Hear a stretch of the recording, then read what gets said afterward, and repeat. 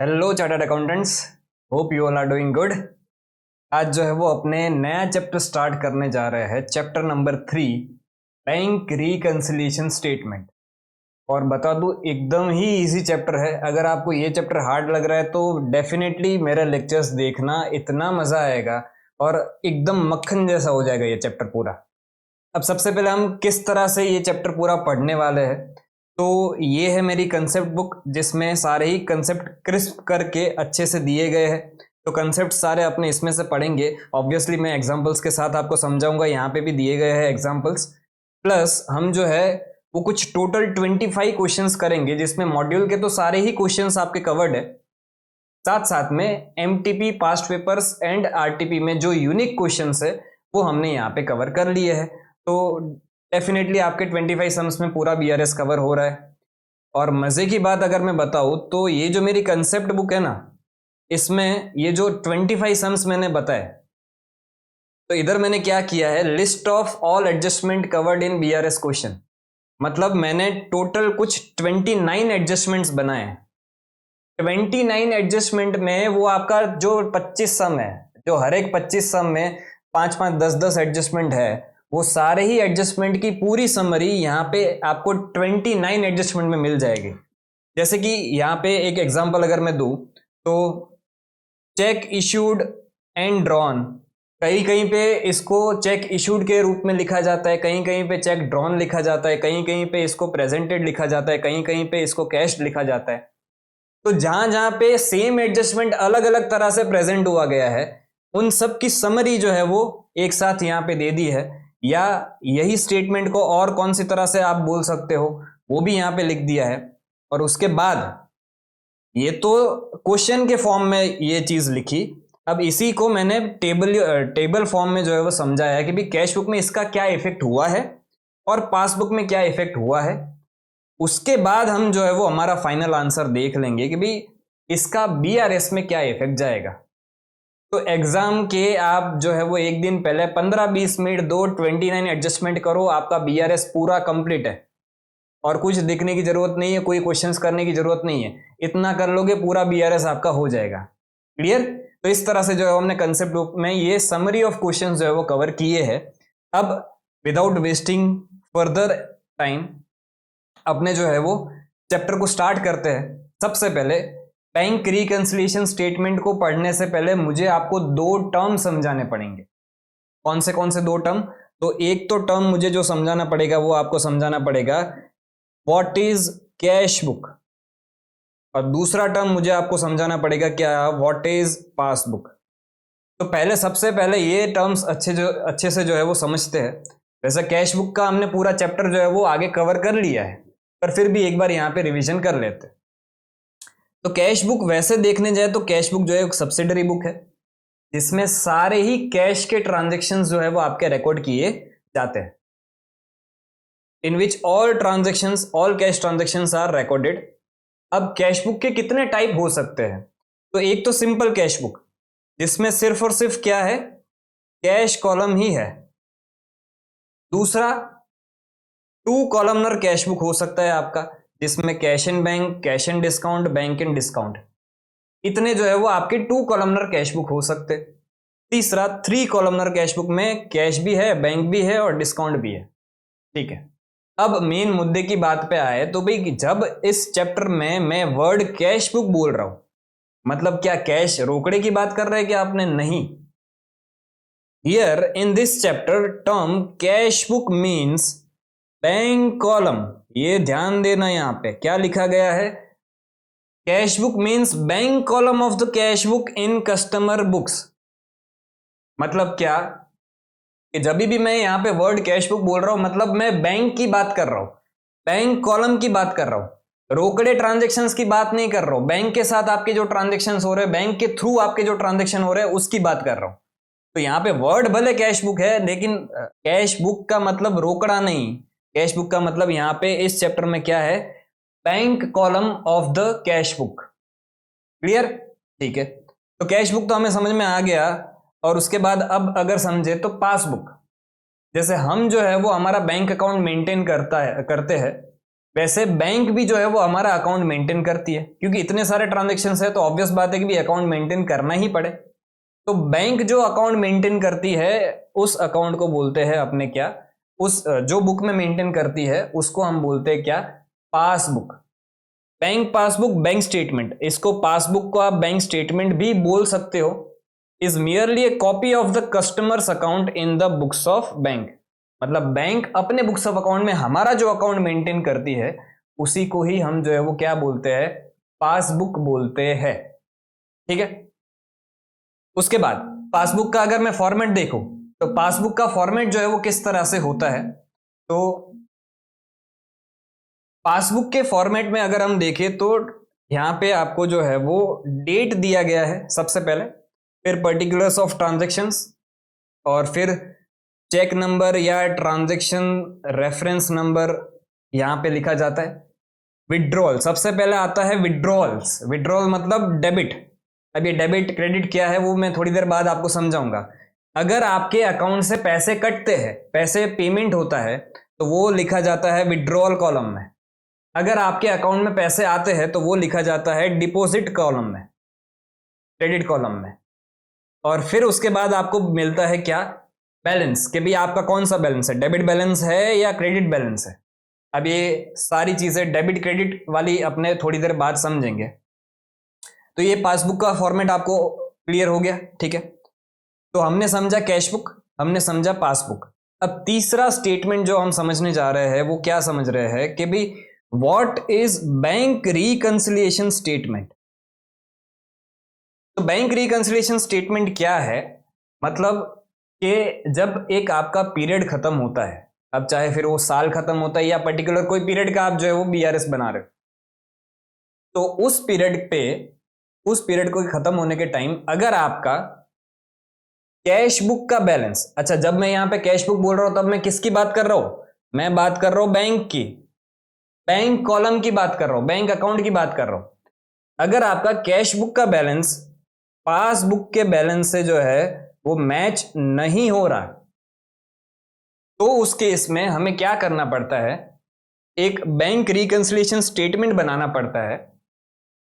और उस bank reconciliation statement में हम बताते हैं कि भी कौन सी एंट्रीज की वजह से हमारा कैश बुक का बैलेंस एंड पासबुक का बैलेंस मैच नहीं हो रहा है। तो the statement which reconciles the bank balance as per cash book with the balance as per passbook by showing all the causes of differences।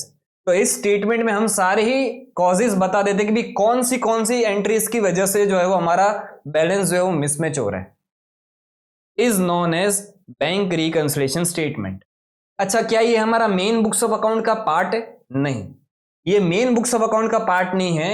ये सिर्फ आप जो है वो ऑडिटर को हेल्प कर रहे हो कि भी ऑडिटर भाई ये चेक कर लो कि भी हमारा बैंक का बैलेंस और पासबुक के हिसाब से जो बैलेंस है वो मैच क्यों नहीं हो रहा है, तो इसकी वजह से मैच नहीं हो रहा है। आप सिर्फ उनको हेल्प कर रहे हो एक स्टेटमेंट बना के, और इस स्टेटमेंट में आप सारी ही एंट्रीज दे रहे हो कि भी इन एंट्रीज की वजह से जो है वो आपका बैलेंस मैच नहीं हो रहा है। तो ये आपका कोई मेन बुक्स ऑफ अकाउंट नहीं है, यहां पे आप कोई जर्नल एंट्रीज नहीं कर रहे हो, आप सिर्फ एक अलग से स्टेटमेंट बना रहे हो ताकि आप ऑडिटर को हेल्प कर सको कि भी आप ये जो बैलेंस मैच नहीं हो रहा है वो इस वजह से मैच नहीं हो रहा है। इसको बुक्स ऑफ अकाउंट के साथ कंफ्यूज मत कर देना।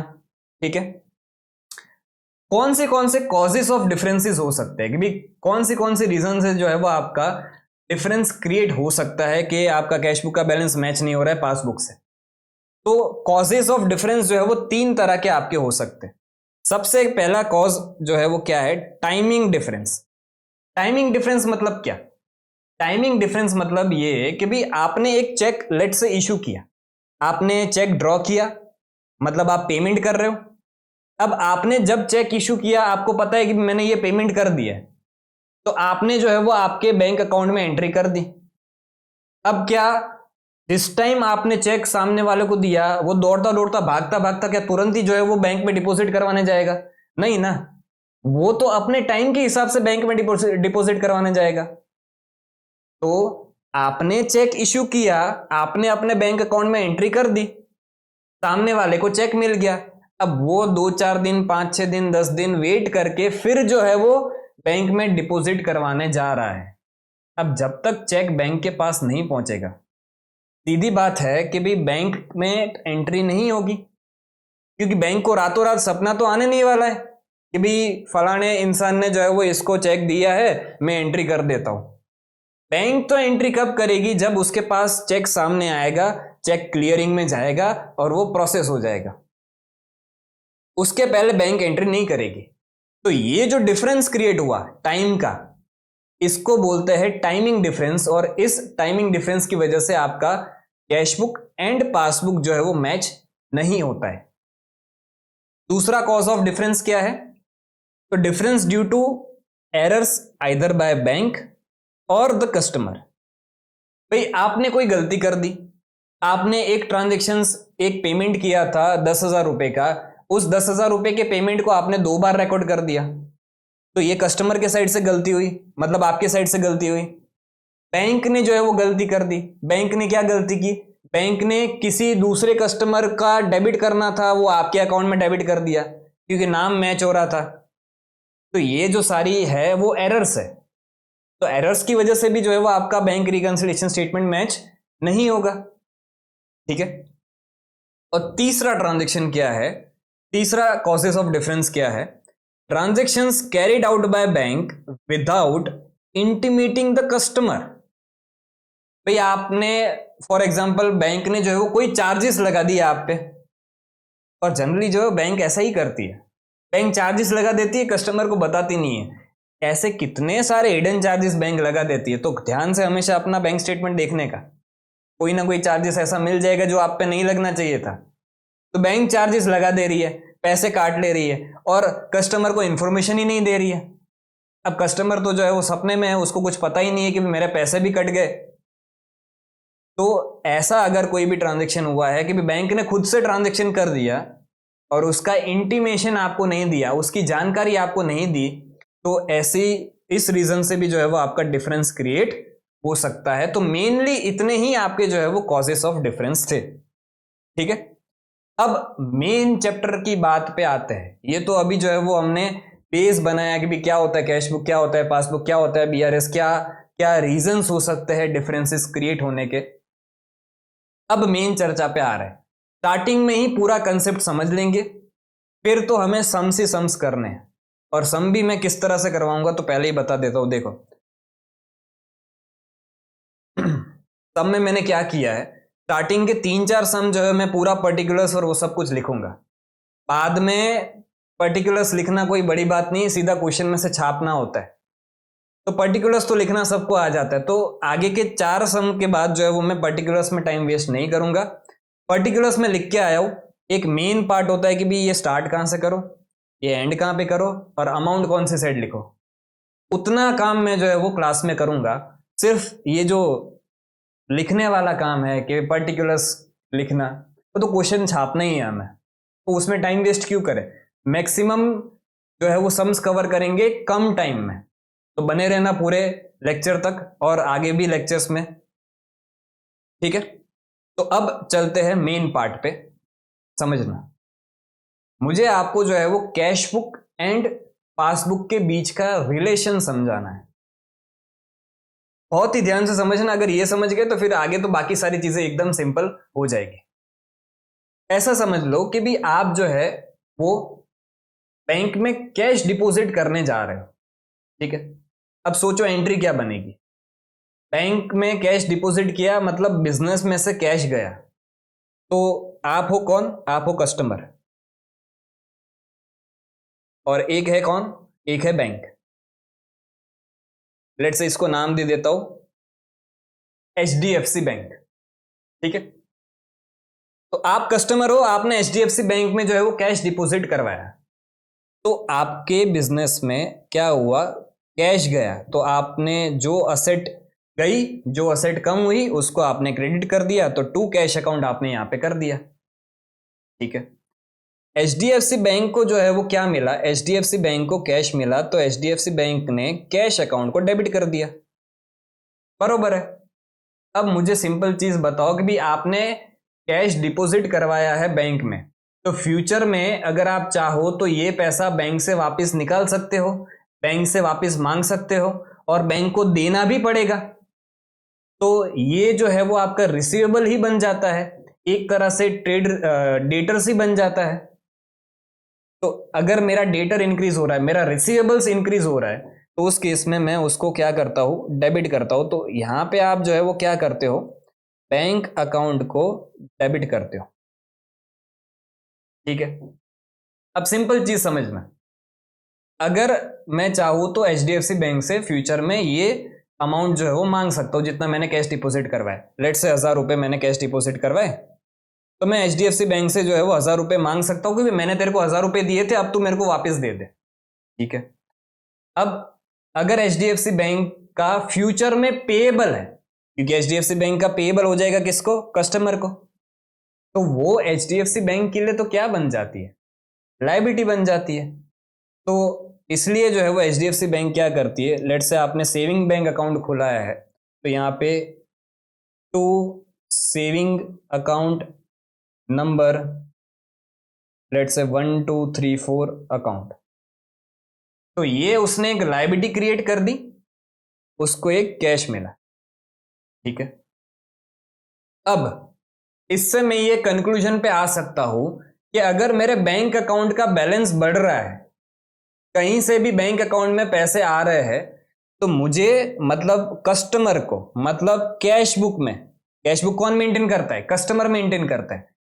कैश बुक में आपको जो है वो अगर पैसे की रिसिप्ट हो रही है, तो उस केस में आपको बैंक को क्या करना पड़ेगा, बैंक को आपको करना पड़ेगा डेबिट। और वही चीज एचडीएफसी बैंक के लिए फ्यूचर में पेएबल बन रही है, इसलिए वो अकाउंट को क्रेडिट कर रहा है, उसकी लायबिलिटी बढ़ रही है।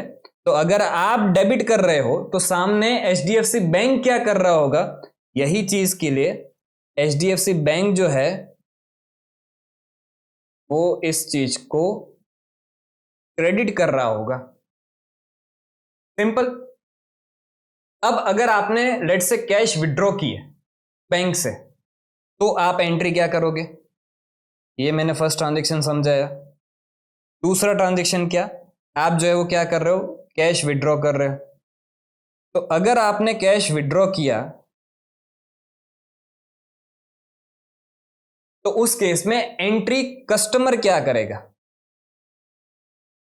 तो कस्टमर इसकी एंट्री करता है कि भी उसको कैश मिला, तो वो कैश अकाउंट को क्या करेगा, डेबिट करेगा। और उसका बैंक का बैलेंस कम हुआ, रिसीवेबल था, रिसीवेबल से अगर पैसा मिल जाता है तो रिसीवेबल को अपने क्रेडिट करते और कैश को डेबिट करते। तो यहां पे आप क्रेडिट जो है वो किसको करोगे, जो आपका रिसीवेबल था, मतलब आपका बैंक अकाउंट, उसको आप क्रेडिट कर दोगे। यही चीज एचडीएफसी बैंक क्या एंट्री करेगी,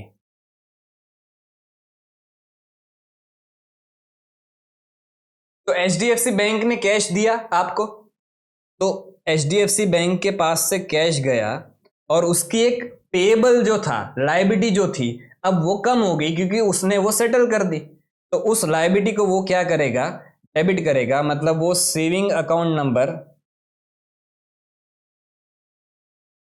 1234 अकाउंट को वो डेबिट कर देगा, उसने उतनी लायबिलिटी पे ऑफ कर दी। तो इससे मेरा दूसरा कंक्लूजन ये बनता है कि भी अगर आपका बैंक से कोई भी पेमेंट होता है, बैंक का बैलेंस कम होता है, बैंक से पैसा विड्रॉ होता है, तो कोई भी रीजन से अगर पैसा गया बैंक से, तो उस केस में, पेमेंट्स के केस में, कस्टमर जो है वो बैंक को क्या करता है, क्रेडिट करता है। और यही चीज एचडीएफसी बैंक जो है वो उस अकाउंट को क्या करती है, डेबिट करती है। क्लियर, सिंपल एकदम। तो कंक्लूजन हमारा सिर्फ और सिर्फ यही था कि अगर आपको कोई भी रिसिप्ट्स हो रही है, तो सारी ही रिसिप्ट्स जो है वो डेबिटेड इन कैश बुक होती है, और एट द सेम टाइम वही सारी रिसिप्ट्स जो है वो क्या होती है, क्रेडिटेड इन पासबुक होती है। कोई भी पेमेंट अगर आप कर रहे हो, तो वो क्रेडिट होता है कैश बुक में, एट द सेम टाइम वही चीज जो है वो डेबिट होती है किस में, पासबुक में। तो मैं ऐसा बोल सकता हूं कि भी अगर मैं कोई चीज डेबिट कर रहा हूं बैंक अकाउंट में तो वही सेम चीज जो है वो पासबुक में क्रेडिट होनी चाहिए। अगर मैं जो है वो कोई चीज क्रेडिट कर रहा हूं तो वही चीज पासबुक में क्या होनी चाहिए, डेबिट होनी चाहिए। बस इतना सा रिलेशन अगर समझ में आ गया तो आपके लिए सारा ही काम एकदम सिंपल है और कुछ भी जो है वो मुश्किल इस चैप्टर में नहीं है। ठीक है, अब वापिस यहां पे एक बार देख लेते relation between cash book and passbook. Question में आपको कैसे आइडेंटिफाई करना है कि भाई ये प्लस बैलेंस है। प्लस बैलेंस मतलब क्या, बैंक अकाउंट में आपका पैसा है, या आपका माइनस बैलेंस है। माइनस बैलेंस मतलब क्या, बैंक अकाउंट में जितना आपका पैसा था उससे ज्यादा आपने विड्रॉ कर लिया, उससे ज्यादा आपने पैसे उठा लिए, मतलब आपने लोन ले लिए, तो अब वो चुकानी पड़ेगी। तो बैंक का बैलेंस तो क्या माना जाएगा, वो माइनस बैलेंस माना जाएगा। तो कब कब हमें ये चीजें जो है वो माननी है, तो उसको अलग अलग तरह से बोला जाता है। जैसे कि अगर मैं प्लस बैलेंस की बात करूं तो प्लस बैलेंस को 3 तरह से जो है वो कैश बुक में बोला जाता है। अगर सिर्फ balance as per cash book लिखा गया है, आगे डेबिट एंड क्रेडिट नहीं लगाया है, सिर्फ क्या लिखा गया है, balance as per cash book, तो उसको आप कौन सा बैलेंस बोलते हो, प्लस बैलेंस बोलते हो। सेम चीज अगर यहां पे बैलेंस एज पर पासबुक लिखा गया है, आगे डेबिट एंड क्रेडिट नहीं लिखा गया है क्वेश्चन में, तो उसको आप कौन सा बैलेंस बोलते हो, उसको आप प्लस बैलेंस बोलते हो। अच्छा, अगर स्पेसिफिकली बोल रहे हैं कि डेबिट बैलेंस है एज पर कैश बुक, मतलब क्या, आपका प्लस बैलेंस है एज पर कैश बुक। अच्छा, प्लस बैलेंस कैश बुक के हिसाब से डेबिट बैलेंस है, तो पासबुक के हिसाब से क्या होगा, क्रेडिट बैलेंस होगा। तो यही चीज अगर credit balance as per passbook लिखा गया है, मतलब ये कौन सा है, आपका प्लस बैलेंस है। इसको और कौन सी तरह से बोला जा सकता है, तो अगर favourable balance as per cash book लिखा गया है उसका भी मतलब क्या, plus balance. Favourable balance as per passbook लिखा गया है उसका भी मतलब क्या, प्लस बैलेंस। अब क्वेश्चन में ये कोई भी तरह से आपको बोला जा सकता है, फिर आपको आइडेंटिफाई करना पड़ेगा कि भाई मेरा कौन सा बैलेंस है, डेबिट बैलेंस है कि क्रेडिट बैलेंस है, प्लस बैलेंस है कि माइनस बैलेंस है। क्लियर। माइनस बैलेंस कब बोला जाएगा, देखो माइनस बैलेंस के लिए उनको स्पेसिफिकली ये चीज बोलनी पड़ेगी। तो यहां पे अगर लिखा गया है credit balance as per cash book, मतलब आपका बैंक ओवरड्राफ्ट है, आपने बैंक से लोन ले ली है जो आपको फ्यूचर में चुकानी पड़ सकती है, जिसका क्रेडिट बैलेंस है, क्योंकि लायबिलिटी का क्रेडिट बैलेंस होता है। अब यही चीज कैश बुक के हिसाब से जो क्रेडिट है वो पासबुक के हिसाब से क्या होगा, डेबिट होगा। तो यही चीज यहां पे debit balance as per passbook माना जाएगा। ठीक है, उसके बाद overdraft as per cash book अगर लिखा गया है तो वो भी माइनस बैलेंस है। ओवरड्राफ्ट एज पर पासबुक लिखा गया है तो वो भी माइनस बैलेंस माना जाएगा। ठीक है, तीसरा इसको और कौन सी तरह से बोला जा सकता है, unfavourable balance as per cash book, unfavourable balance as per passbook. ये कोई भी टर्म्स आपको दिखे तो उसका मतलब क्या, ये माइनस बैलेंस है, ओवरड्राफ्ट है। क्लियर।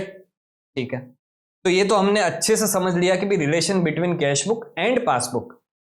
अब आते हैं format of bank reconciliation statement.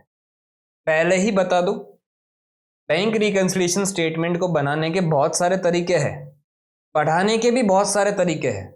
मैं अपने तरीके से पढ़ाऊंगा, बाकी लोग अपने तरीके से पढ़ाते हैं। अपने जितना हो सके सिंपल अप्रोच ही फॉलो करेंगे और उसमें कोई गलती नहीं है। यहाँ पे मैं डेबिट की जगह पे प्लस भी लिख सकता हूँ, माइनस भी लिख सकता हूँ, और उसको मैं जो स्टेटमेंट फॉर्म में भी बता सकता हूँ। कोई भी तरह से मैं बैंक रिकंसिलिएशन स्टेटमेंट बना सकता हूँ।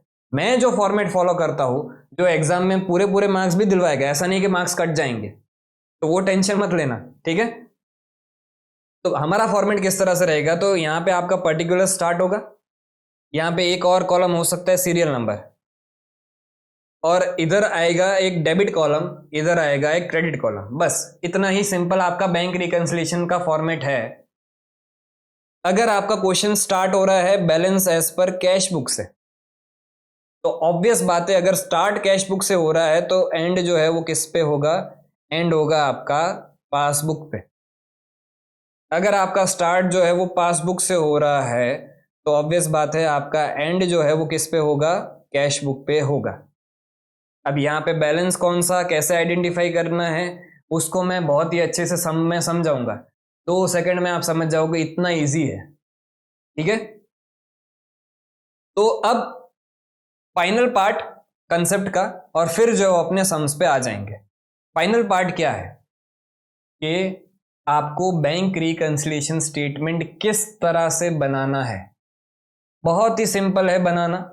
हमें सिंपली क्या करना है, हमें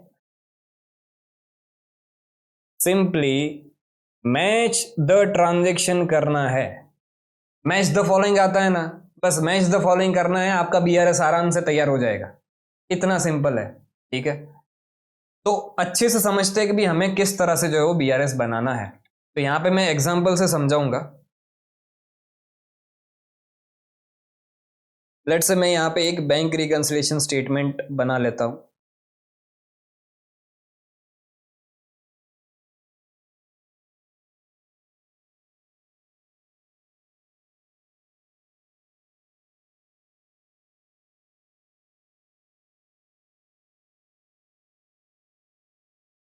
जैसे कि हमने सोचा था कि भी हमारे 2 कॉलम होंगे, एक कॉलम होगा किसका, डेबिट का, एक कॉलम होगा किसका, क्रेडिट का।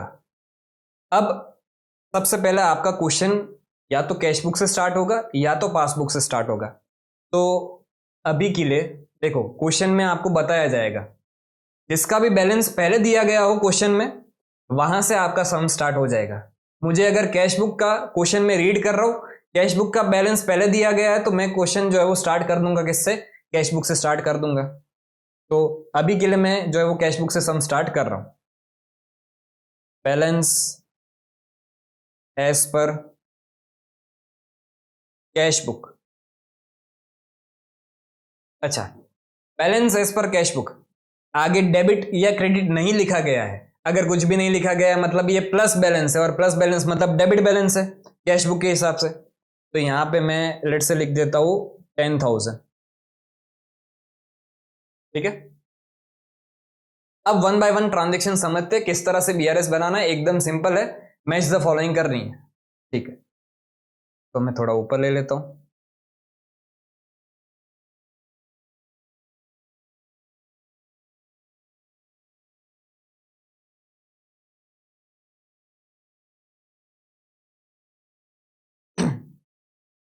सबसे पहला ट्रांजेक्शन क्या है समझना,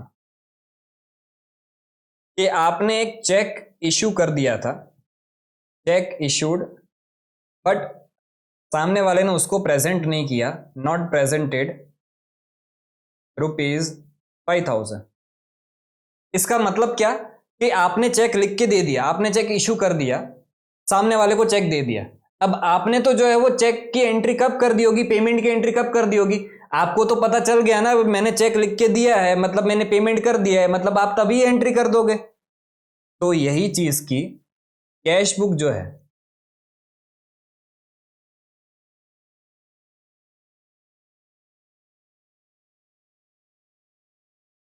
एंड एक है आपका पासबुक। तो यही ट्रांजेक्शन की कैश बुक में आपने एंट्री कर दी होगी कब, जब आपने पेमेंट किया। तो यहां पे आपने कैश बुक में, अच्छा पेमेंट कर रहे हो, पैसा जा रहा है, बैंक बैलेंस कम हो रहा है, तो कैश बुक को क्या करोगे, क्रेडिट करोगे। तो यहां पे आपने क्रेडिट कर दिया कैश बुक में कितना, 5,000।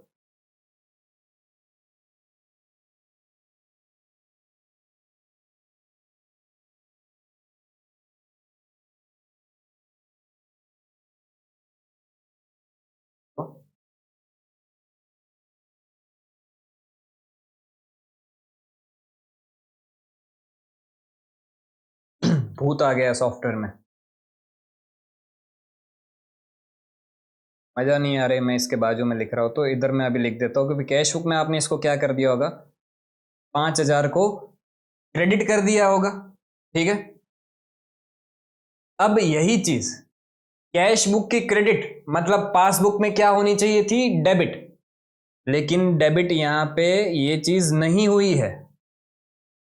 तो जो नहीं हुआ है वो कर दो, डेबिट नहीं हुआ है तो डेबिट कॉलम में लिख दो। तो ये 5,000 जो मैं क्या करूंगा यहाँ पे डेबिट कॉलम में लिख दूंगा, और इधर पर्टिकुलर्स क्या लिखूंगा मैं, check issued but not presented, इस तरह से लिख दूंगा मैं। Second transaction,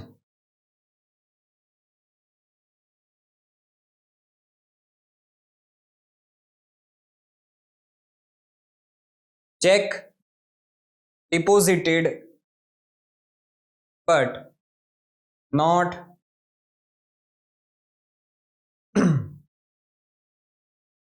cleared ₹6,000। इसका मतलब क्या समझना, आपने एक चेक डिपॉजिट करवाया। अच्छा, आपने चेक डिपॉजिट करवाया मतलब आपको पैसे मिले। अगर आपको पैसे मिलते हैं, बैंक अकाउंट में पैसे आते हैं, तो आप बैंक अकाउंट को क्या करते हो, डेबिट करते हो। तो कैश बुक में आपने इस चीज को क्या किया होगा, कैश बुक में आपने इस चीज को किया होगा डेबिट। कितना, 6,000। लेकिन साल खत्म हो गया, आपका बीआरएस बनने का टाइम आ गया, तब तक वो चेक जो है वो क्लियर नहीं हुआ है, क्लियरेंस में गया था, क्लियर नहीं हुआ है 31 मार्च तक। तो इसलिए जो है वो, अच्छा, कैश बुक का डेबिट पासबुक का क्या बन जाता है, क्रेडिट। तो ये चीज पासबुक में क्रेडिट नहीं हुई है, तो अब अगर क्रेडिट नहीं हुई है तो क्रेडिट कर दो, सीधी बात है। तो ये 6,000 में कौन सी साइड लिख दूंगा, क्रेडिट साइड लिख दूंगा। इधर क्या लिखूंगा,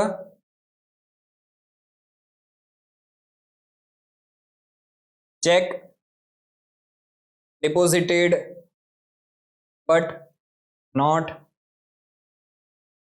क्लियर्ड, सिंपल, ठीक है। उसके बाद थर्ड ट्रांजैक्शन अगर मैं लूं तो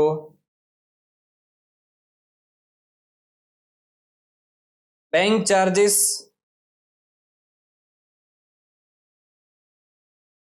₹200 not recorded in cash book. Bank ने आपके 200 रुपए के चार्जेस काट लिए, ठीक है, और उस चीज की एंट्री आपने कैश बुक में नहीं की है। मतलब पासबुक में तो हो गई होगी, ऑब्वियस बात है कि बैंक पैसा काट रहा है तो बैंक तो एंट्री करके ही पैसा काटेगा ना, और कैसे काटेगा। अच्छा, बैंक अगर पैसे काट रहा है, बैंक का बैलेंस कम हो रहा है, तो कैश बुक में हम उसको क्रेडिट करते हैं, वही चीज पासबुक में क्या होती है, डेबिट होती है। तो ये चीज आपकी पासबुक में क्या हुई होगी, डेबिट हुई होगी। डेबिट कितना हुआ है, 200 डेबिट हुआ है। अब ये चीज कैश बुक में क्या होनी चाहिए थी, कैश बुक में ये जो है वो क्रेडिट होनी चाहिए थी, क्रेडिट नहीं हुई है। तो अब जो है वो अपने क्या कर देंगे, इसको क्रेडिट कर देंगे। ये चीज यहाँ पे क्रेडिट नहीं हुई है, जो नहीं हुआ है वो कर दो। तो क्रेडिट नहीं हुआ है तो क्रेडिट कॉलम में लिख दो आप 200, सिंपल। तो ये यहां पे आ जाएगा क्या, इधर नरेशन लिख दूंगा मैं, बैंक चार्जेस। एक और ट्रांजैक्शन देख लेते, आखिरी ट्रांजैक्शन,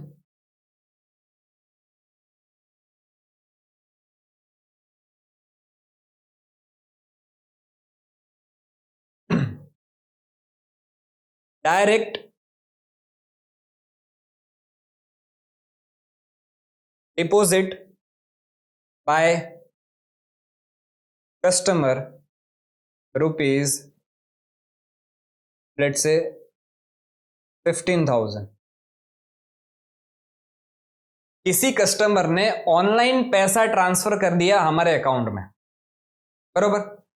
तो अगर ऑनलाइन पैसा हमारे अकाउंट में ट्रांसफर हो गया मतलब बैंक को एंट्री मिल गई, लेकिन इस चीज की खबर कस्टमर को नहीं थी।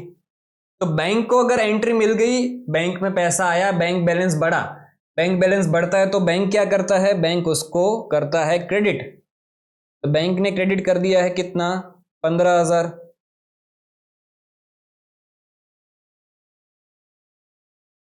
ठीक है, तो बैंक ने अगर इस चीज को क्रेडिट कर दिया है 15,000, तो ये चीज कैश बुक में क्या होनी चाहिए थी, कैश बुक में होनी चाहिए थी डेबिट, जो नहीं हुई है,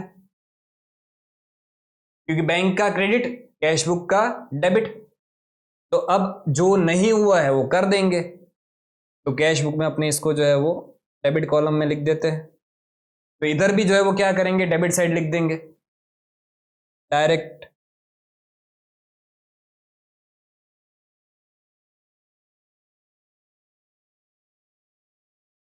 डिपॉजिट बाय कस्टमर। अब ये करने के बाद फाइनल आपका आता है बैलेंस करने का पार्ट। तो बैलेंस किस तरह से करेंगे समझना।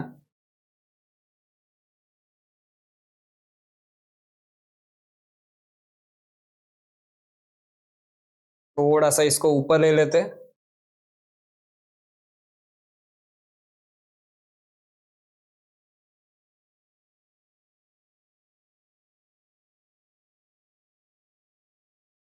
तो पहले मैं दोनों साइड का टोटल करूंगा और देखूंगा कौन सी साइड का टोटल ज्यादा आ रहा है। तो अगर आप देखोगे तो टोटल जो है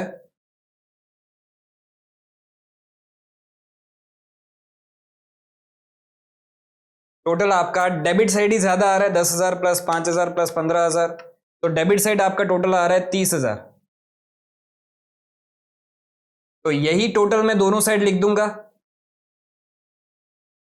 अब मुझे क्या करना है, दूसरी साइड बैलेंस लिखना है। तो इस साइड आपका जो है वो कुछ बैलेंस आ रहा है।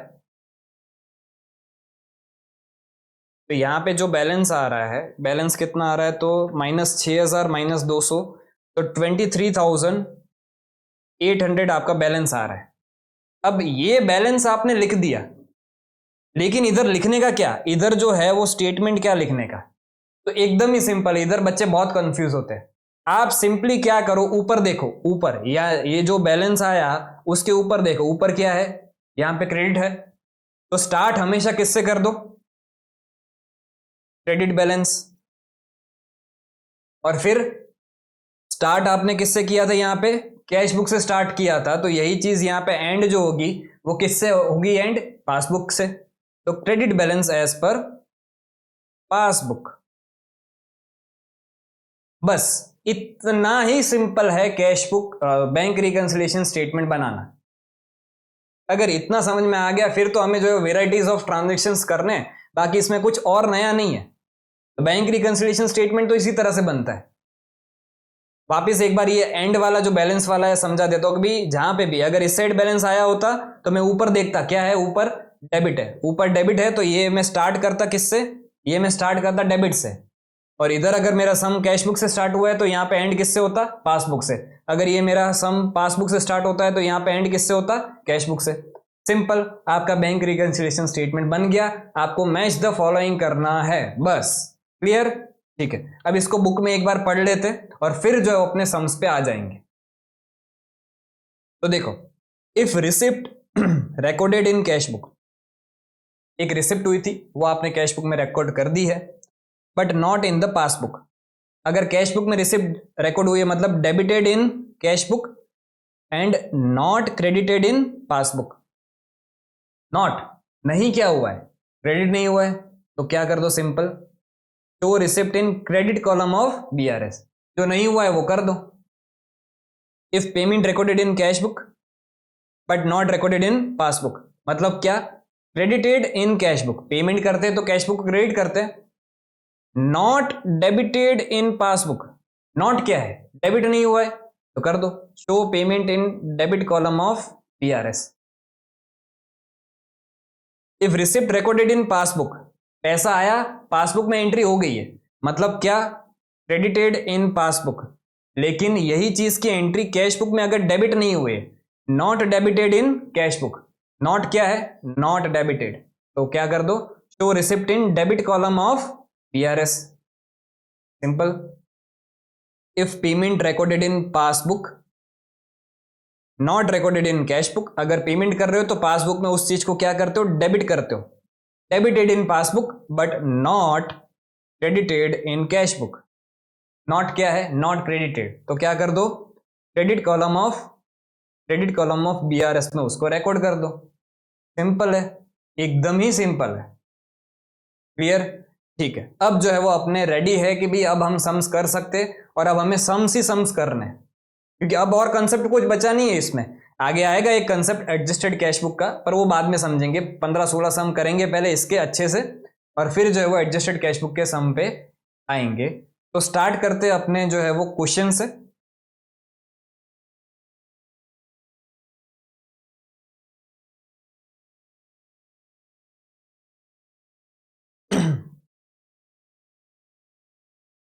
क्वेश्चन नंबर 1 क्या बोल रहा है, from the following particulars prepare a bank reconciliation statement for Jindal offset limited. हमें इसका बैंक रिकंसिलिएशन स्टेटमेंट बनाना है। सबसे पहले कैसे आइडेंटिफाई करना है कि भाई आपका सम कहां से स्टार्ट करना है, तो जो बैलेंस सबसे पहले दिया गया हो उससे आपका सम स्टार्ट कर दो। तो यहाँ पे क्या है, balance as per cash book is ₹2,40,000 और यहाँ पे आगे डेबिट या क्रेडिट नहीं बोला गया है। तो अगर डेबिट क्रेडिट नहीं बोला गया मतलब ये कौन सा बैलेंस है, डेबिट बैलेंस है। तो इसको मैं क्या करूंगा, यहाँ पे हेडिंग दे दूंगा bank reconciliation statement of Jindal offset limited. और सबसे पहले मैं यहाँ पे लिख दूंगा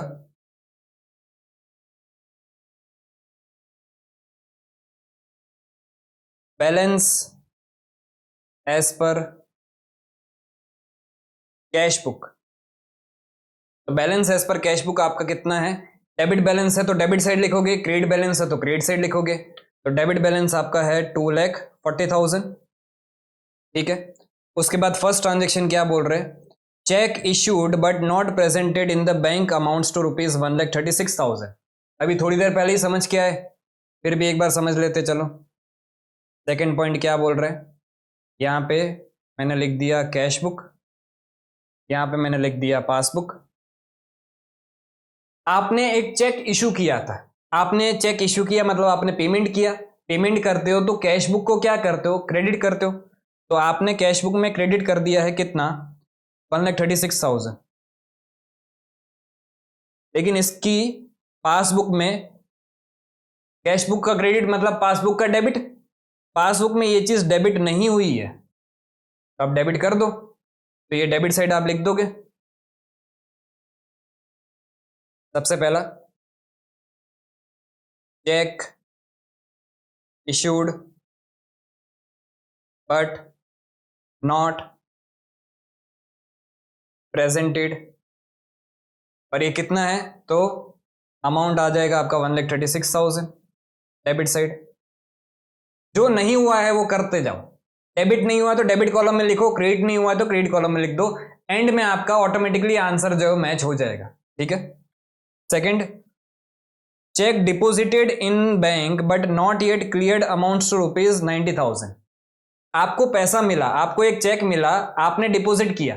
अब जब आप डिपॉजिट करवाने जाते हो तब आप कैश बुक में एंट्री कर देते हो, कैश बुक में मैंने क्या एंट्री की होगी, तो थर्ड ट्रांजेक्शन को कैश बुक में अगर मैं बोलूं तो कैश बुक में मैंने इसको डेबिट किया होगा, अमाउंट है आपका वो 90,000।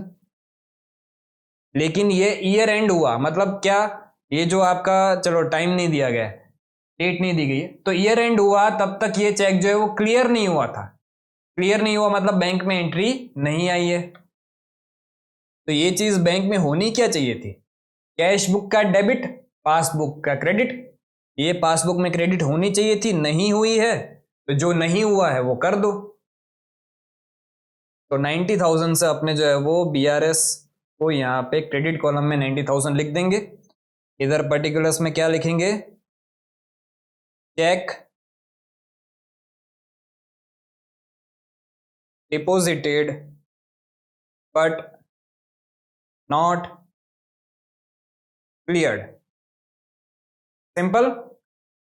नेक्स्ट ट्रांजेक्शन क्या बोला जा रहा है, नेक्स्ट ट्रांजेक्शन है आपका bank charges amounts to ₹300। Bank ने आपके अकाउंट से जो है पैसे काट लिए, बैंक चार्जेस लगा दिए, तो बैंक ने तो क्या किया होगा, बैंक अगर पैसा काटती है तो बैंक डेबिट करती है, पैसा गया बैलेंस कम हुआ बैंक डेबिट करती है, तो बैंक ने जो है वो यहाँ पे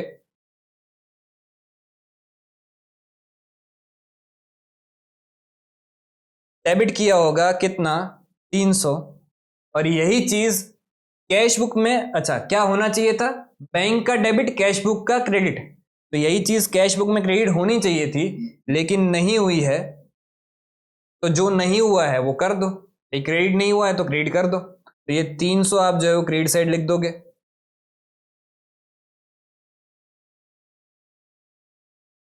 बैंक चार्जेस,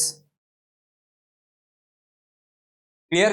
उसके बाद नेक्स्ट ट्रांजेक्शन क्या है, interest credited by bank amounts to ₹1250। Bank ने क्रेडिट किया, बैंक आपका अकाउंट क्रेडिट कर रहा है मतलब आपको पैसे मिल रहे हैं, इंटरेस्ट मिल रहा है, तो बैंक ने क्रेडिट किया, लेकिन इस चीज की कैश बुक में कोई भी एंट्री जो है वो नहीं हुई है, तो ये 1250 यहाँ पे पासबुक में क्रिएट हुआ है, वही चीज कैश बुक में डेबिट होनी चाहिए थी, नहीं हुई है, तो जो नहीं हुआ है वो कर दो। तो डेबिट साइड यहाँ पे 1250 आ जाएगा।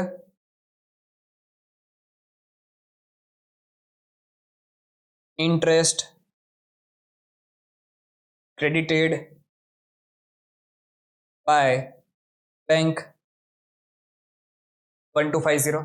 ये करने के बाद मैं दोनों साइड का टोटल करूंगा, तो 240 प्लस 1,36,000 प्लस 1250, तो ये इस साइड टोटल आ रहा है 3,77,250, और इस साइड भी मैं वही टोटल लिख दूंगा। और इसके बाद आपका यहाँ पे एक बैलेंस आएगा, वो बैलेंस आपका आ रहा है 300 माइनस 90,000, ये बैलेंस आ रहा है 286,950। अब इसको मैं लिखूंगा क्या, 286,950 को क्या लिखूंगा, तो पहले ऊपर देख लो, ऊपर कौन सी साइड बैलेंस आ रहा है, क्रेडिट साइड बैलेंस आ रहा है, तो स्टार्ट यहां पे किससे करो, क्रेडिट बैलेंस। अब यहां पे ओवरड्राफ्ट, अनफेवरेबल बैलेंस, ये सब कुछ याद रखने की जरूरत नहीं, ऊपर देख लो क्या है, क्रेडिट साइड है, तो क्रेडिट बैलेंस। अच्छा, सम हमारा स्टार्ट किससे हुआ था, कैश बुक से स्टार्ट हुआ था, एंड किस पे होगा, एज पर पासबुक। क्लियर, बहुत ही सिंपल है, एकदम सिंपल चैप्टर है, ठीक है। तो ये आपका क्वेश्चन नंबर 1 हो गया। अब चलते हैं क्वेश्चन नंबर 2 पे। क्वेश्चन नंबर 2 क्या बोल रहा है देख लेते हैं। ऑन 31 मार्च 2022, अच्छा यहाँ पे वैसे एक चीज बतानी रह गई मेरे को, कि यहाँ पे क्वेश्चन नंबर 1 का आंसर भी दिया गया है कि बैलेंस एज पर पासबुक जो है वो 2,86,950 है, तो यहाँ पे भी अगर आप देखोगे तो हमारा आंसर वही आया है 2,86,950, ठीक है। हर एक क्वेश्चन में आंसर नहीं दिए गए होंगे, ये तो कोई कोई क्वेश्चन में मिल जाते हैं आपको, ठीक है। क्वेश्चन नंबर 2 क्या बोल रहा है, on 31 March 2022 the bank passbook of Namrata showed a balance of rupees 1,50,000 to her credit। Passbook का क्रेडिट बैलेंस मतलब आपका प्लस बैलेंस है, while balance as per cash book was rupees 1,12,050। तो कैश बुक के हिसाब से बैलेंस जो है वो 1,12,050 है, और डेबिट है या क्रेडिट है वो बोला नहीं गया है, तो ये कौन सा माना जाएगा, डेबिट ही माना जाएगा। तो यहां से अपने सम स्टार्ट करेंगे 1.5 लाख से, हमें पहुंचना कहां है, 1,12,050 पे आंसर दिया गया है। तो 1 बाय 1 सारे ट्रांजेक्शन्स देखते जाते। सबसे पहले मेरा सम स्टार्ट कहां से होगा, सम मेरा स्टार्ट होगा balance as per passbook rupees 1,50,000,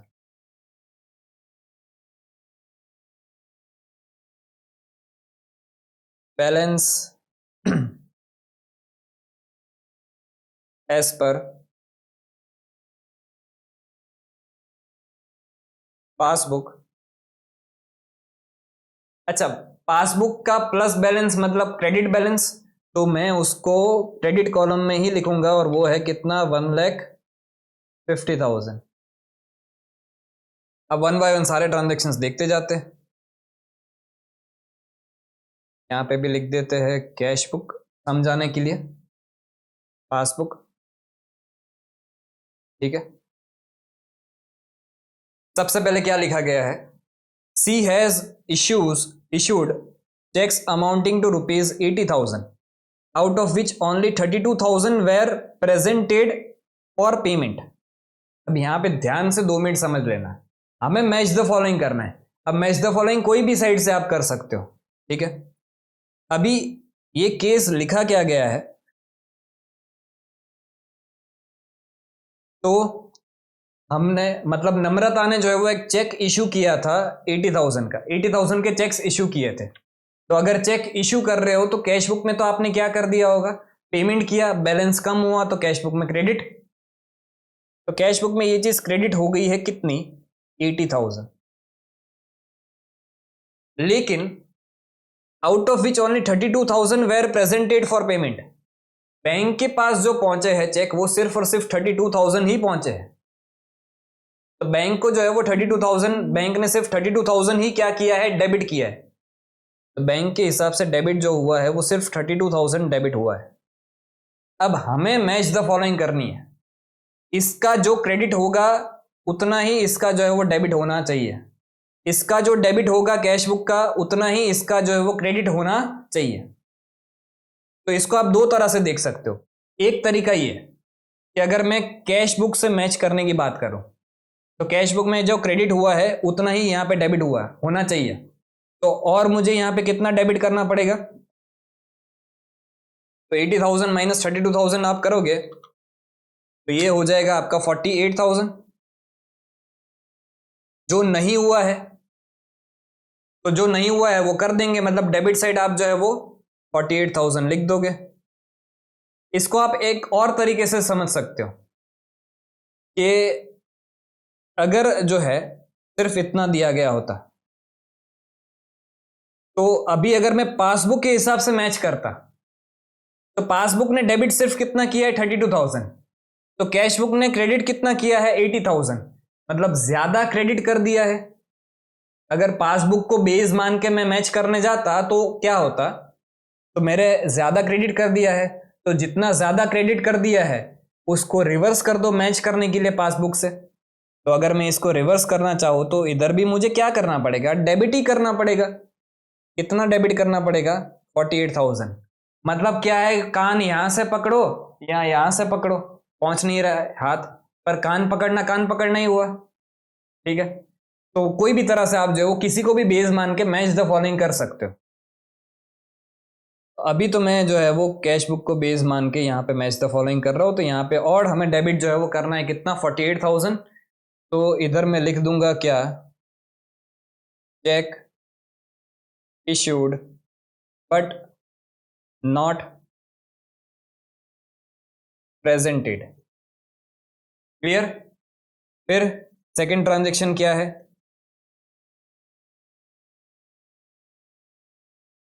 second transaction दिया गया है she received a cheque of ₹5,000। उसे चेक मिला मतलब पैसा आया, तो वो तो क्या करेगी, डेबिट करेगी, which she recorded in her cash book but forgot to deposit in the bank. सीधी बात है कि भी अगर उसको पैसा मिला है उसने कैश बुक में रिकॉर्ड कर दिया है, कैश बुक में रिकॉर्ड किया है मतलब उसने कैश बुक में क्या किया होगा, डेबिट किया होगा। कितना है अमाउंट 5,000। अब बैंक में वो डिपॉजिट करवाना ही भूल गई। अब क्या बैंक को सपना आएगा, नहीं, तो बैंक ने यहाँ पे क्रेडिट करना चाहिए था, नहीं किया है क्योंकि उसके पास चेक पहुंचा ही नहीं है। तो क्या नहीं हुआ है, क्रेडिट नहीं हुआ है, तो जो क्रेडिट नहीं हुआ है उसको कर देंगे। तो ये चीज अपने जो है वो 5,000 क्रेडिट साइड लिख देंगे।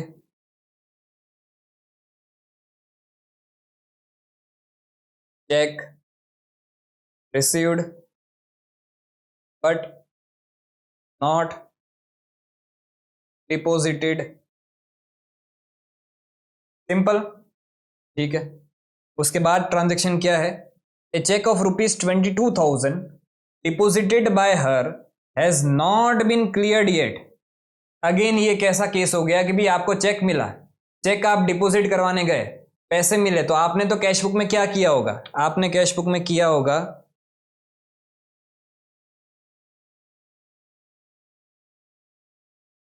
Debit.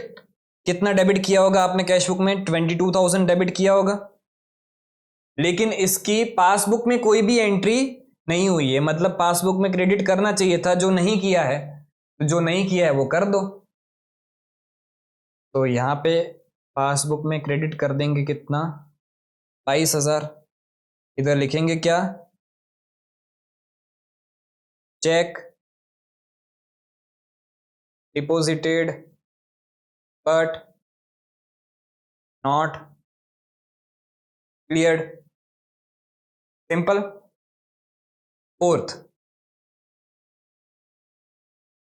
Mr. Gupta deposited an amount of ₹15,700 in her bank which has not been recorded by her in cash book yet. Mister Gupta, हम तो कौन है, नम्रता, तो नम्रता के अकाउंट में मिस्टर गुप्ता ने डायरेक्ट पैसे डाल दिए 15,700। तो बैंक ने तो क्रेडिट कर दिया होगा क्योंकि पैसे आए, बैलेंस बढ़ा, तो बैंक ने जो है इस केस में क्रेडिट कर दिया है कितना, 15,700। लेकिन इस चीज की डेबिट एंट्री नम्रता ने अपने कैश बुक में नहीं डाली है, तो जो नहीं किया है वो कर देंगे अब। ठीक है, तो डेबिट नहीं किया है तो डेबिट कर देते 15,700।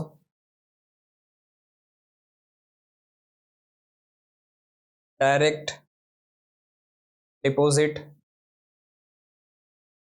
Bye mister Gupta.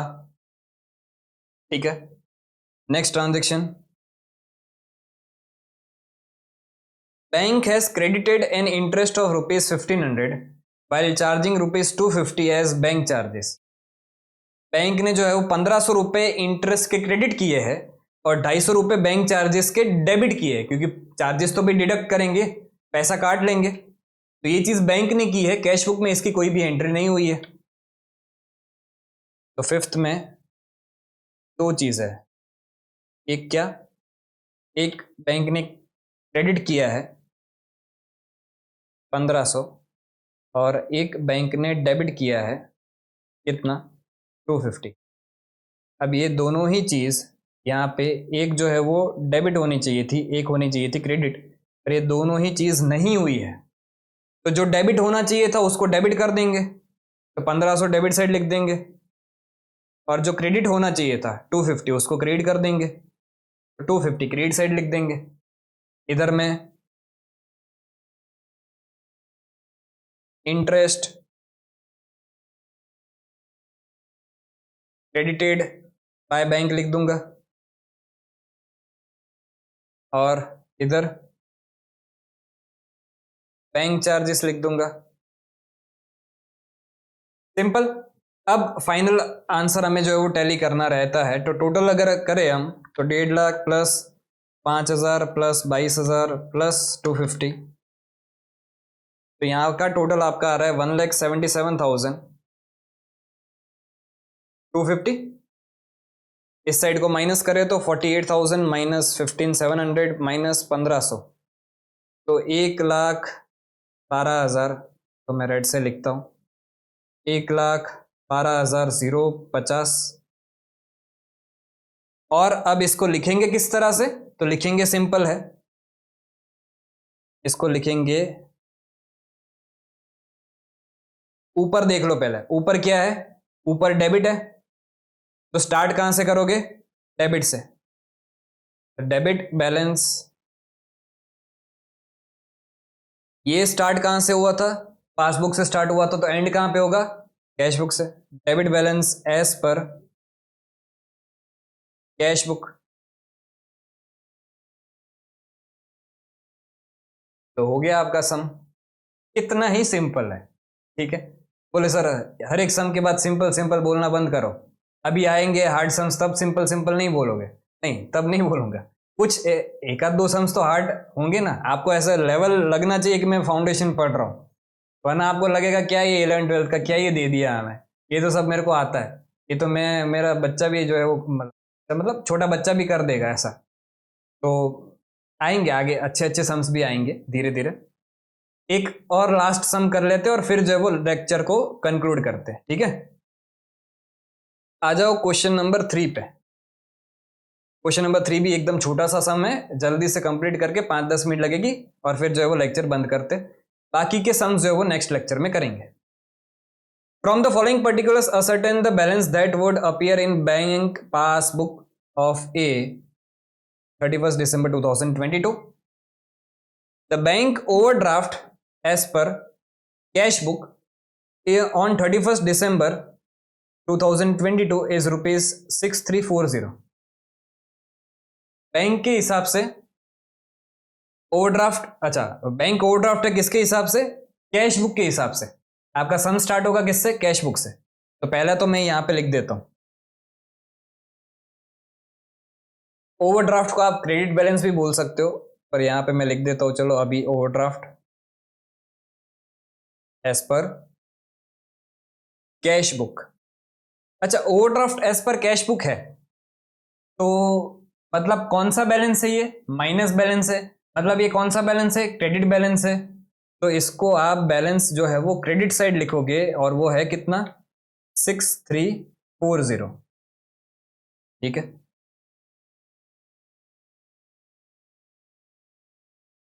उसके बाद फर्स्ट ट्रांजेक्शन क्या है, interest on overdraft from for 6 month ending 31 December 2022 ₹160 is entered in the passbook. अच्छा, मुझे सिंपल चीज बताओ, ओवरड्राफ्ट मतलब आपने बैंक से लोन ले लिए, तो लोन पे इंटरेस्ट मिलता है या देना पड़ता है? भाई देना पड़ता है। तो बैंक ने इंटरेस्ट ऑन ओवरड्राफ्ट लगाया है 6 महीने का, कितना, 160 रुपये। तो बैंक ने अगर इंटरेस्ट लगाया है, इंटरेस्ट चार्ज किया है, तो कैश बुक एंड पासबुक, तो पासबुक में उसकी एंट्री जो है वो क्या हुई होगी, पासबुक में वो हुआ होगा डेबिट, कितना, 160। तो ये 160 पासबुक में डेबिट हुआ है, लेकिन आपके कैश बुक में इसकी कोई भी एंट्री नहीं आई है।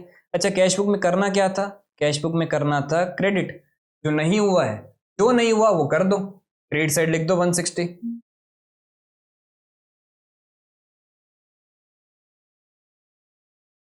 Interest charged by bank,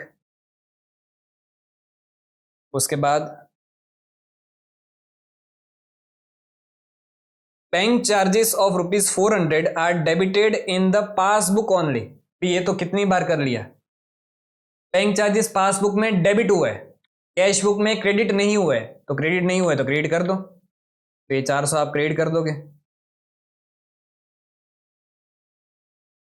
bank charges.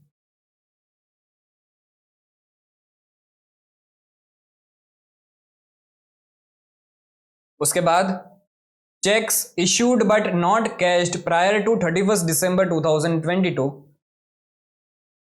Amount to ₹11,68,000। आपने चेक इशू किया था, not cashed prior to 31 December, मतलब ऐसा समझ लो कि भी ये चेक प्रेजेंट नहीं हुए थे 31 दिसंबर से पहले। आपका बीआरएस बन रहा है कौन सी डेट का, 31 दिसंबर का बन रहा है, उस दिन से पहले ये चेक बैंक के पास गए नहीं है, तो बैंक के पास गए नहीं है मतलब बैंक में एंट्री नहीं हुई है। अब आपने चेक इशू किए हैं तो आपने कैश बुक में क्या किया होगा, तो ये आपका कौन सा ट्रांजेक्शन है, ये है फोर्थ ट्रांजेक्शन। आपने कैश बुक में उसको क्रेडिट कर दिया होगा 11,68,000। अब ये चीज पासबुक में डेबिट होनी चाहिए थी, पर भाई चेक पहुंचाओगे नहीं तो कहां से डेबिट करेगी बैंक, नहीं किया है। तो क्या नहीं किया है, डेबिट नहीं किया है, कर दो डेबिट, तो 11,68,000 आप डेबिट कर दोगे, cheque issued but not presented, simple.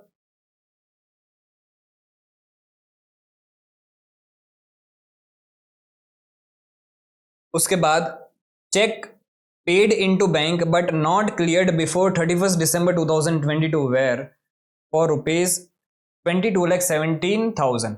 अब ये टर्म समझना, ये paid into bank, paid into bank मतलब क्या, पेड इनटू बैंक मतलब चेक डिपॉजिटेड। तो आपने चेक डिपॉजिट किया था 22,17,000 का, तो आपने कैश बुक में क्या किया होगा, कैश बुक में आपने डेबिट कर दिया होगा 22,17,000। लेकिन इस चीज की पासबुक में कोई भी एंट्री, अच्छा पासबुक में करना क्या चाहिए था, कैश बुक का डेबिट, पासबुक का क्रेडिट, पासबुक में क्रेडिट करना चाहिए था, जो नहीं हुआ है, तो अब कर दो, तो यहां पे आपका आ जाएगा 22,17,000 क्रेडिट साइड।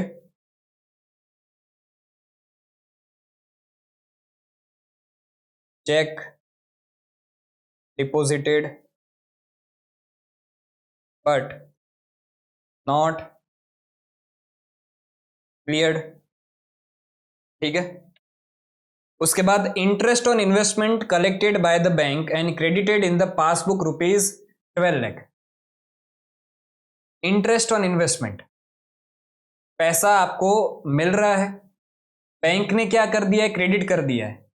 अच्छा, बैंक ने क्रेडिट किया, पासबुक में क्रेडिट हुआ, वो कैश बुक में क्या होना चाहिए था, डेबिट होना चाहिए था। तो डेबिट नहीं किया है तो अब कर दो डेबिट। अमाउंट है 12 लाख।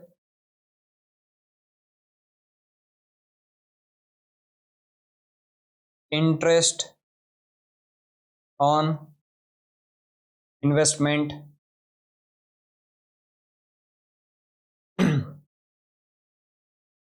रिसीव्ड। बस इतने ही ट्रांजेक्शन्स थे।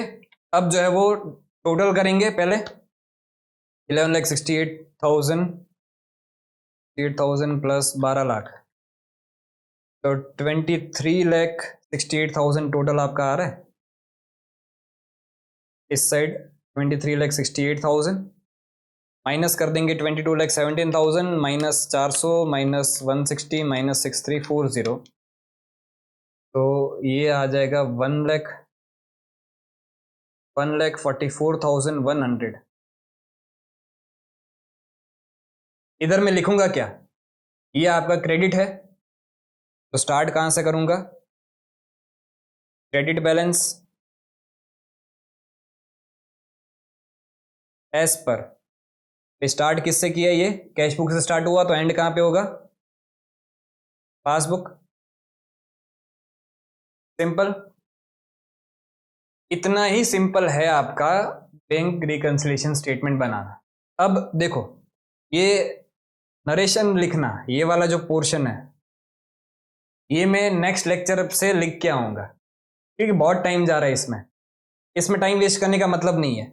अपने इस ये लिखेंगे, ये पहली चीज लिखेंगे, एंड किससे करना है वो भी लिखेंगे, और बैलेंस कहाँ पे पुट करना है। ऑब्वियसली ये अमाउंट के कॉलम तो अपने पूरे पूरे लिखने वाले, मैं सिर्फ ये जो चीज़ है ना, ये इतनी चीज़ नेक्स्ट लेक्चर से इस तरह से जो है वो लिख के आऊँगा, ताकि वो लिखने में टाइम वेस्ट ना हो। पर्टिकुलर्स कैसे लिखना है वो आपको आ ही गया होगा, क्योंकि क्वेश्चन को ही छापना है सिर्फ।